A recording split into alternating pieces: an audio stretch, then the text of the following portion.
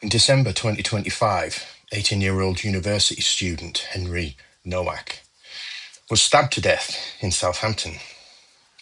Last week, his killer, Vikram Digwa, was sentenced to life imprisonment with a minimum term of 21 years. And the case has reignited public debate about policing, race, religious exemptions, knife crime, community relations. But beneath the headline lies a deeper question. Can society hold an individual accountable for an appalling crime without unfairly blaming an entire community? So today on InPlainSight, we're going to look at the murder of Henry Nowak, the police response, the public reaction, and why history reminds us that collective blame is almost always the wrong answer. So what happened? The court found that Vikram Digwa murdered Henry Nowak after a confrontation in Southampton. Evidence presented during the trial showed that Digwa falsely claimed Henry had racially abused him and knocked off his turban. Prosecutors described those allegations as untrue, and the jury rejected his account of self-defense. Digwa was convicted of murder and sentenced to life imprisonment. For Henry's family, no sentence can undo what happened. An 18-year-old young man with his whole life ahead of him was killed. That fact should remain at the centre of every single discussion. But the case has generated enormous public anger, not only because what happened, but because of what happened after the attack. Body-worn video released after the trial showed Henry repeatedly telling officers he had been stabbed. Officers initially appeared to believe Digwa's account that he was the victim of a racist assault. Henry was handcuffed while critically injured. An investigation into police conduct is now underway. I haven't seen the footage, I don't want to watch it, but I've read the transcript and it sounds deeply troubling and is deeply troubling, as my wife, who has watched it, said. I just didn't wish to see it. Reading it was enough. And questions must be asked. Were assumptions made too quickly? It seems like it. Did allegations of racism influence decision-making? It seems like it. Could better assessment have changed the outcome? Who knows? These are all legitimate questions. Seeking the answers to them is not extremism. Demanding accountability is not prejudice. It's how public trust is maintained, and something we should always be mindful of. But there is a point where things become dangerous, and this is where other risks emerge. History shows that after shocking crimes, people often look for wider groups to blame. One individual can become representative of an entire religion. For example, one offender can become representative of millions of people. And that's neither rational nor just. Vikram Digwa committed this crime. The Sikh community did not commit this crime. They didn't condone it. They didn't authorize it. They weren't involved in it. In fact, Sikh organizations and leaders of public condemned his murder and expressed concern about rising hostility towards ordinary Sikhs who had absolutely nothing to do with it. That is a distinction that matters a great deal. Important to bear in mind. But it's also brought up this Kirpan debate. Part of the controversy centres on the weapon used. The case has sparked discussion about the Kirpan in general, which is a ceremonial article of faith carried by some initiated Sikhs, a very small minority. However, the court heard that Digwa was already carrying a smaller kirpan that fulfilled his religious obligations, and that the larger blade used in the murder went beyond that religious requirement. Reasonable people may disagree about legislation. That is totally appropriate. Reasonable people may debate exemptions, and those discussions should happen. But they should happen based on evidence and policy, not anger towards an entire faith group itself. Now, it's important to discuss Sikhs as a collective people here. One reason collective blame is so unfair is because it ignores history. Sikhs have been part of Britain's story for generations. During the First World War, Sikh soldiers fought for the Allied cause across Europe, Africa, and the Middle East.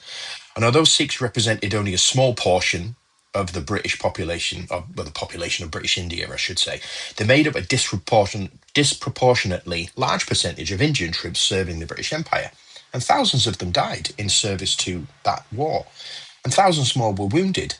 During the Second World War, Sikh soldiers again fought alongside Allied forces against Nazi Germany in Imperial Japan, and many rightly received decorations for bravery. Others never returned home. The contribution of Sikh servicemen is woven into our military history. It's a history of sacrifice, loyalty, and courage. Now, unfortunately, there is a pattern that repeats throughout history, and we see it all the time. An individual commits a crime, a community becomes the suspect. Suspicion becomes hostility, hostility becomes division. And before long, innocent people are being judged for something that they never did. We've seen it happen to many, many groups. Muslims after terrorist attacks, Jewish communities after international conflicts, which we are seeing right now, Irish communities during the Troubles. And now there are concerns that some people might be trying to use the murder of Henry to stigmatize Sikhs in general. And that doesn't help anybody. It doesn't help Henry's family. It doesn't help public safety. It doesn't help justice. But there's another uncomfortable reality we need to discuss. High-profile crimes rarely remain simply criminal cases. They become political symbols as well, unfortunately.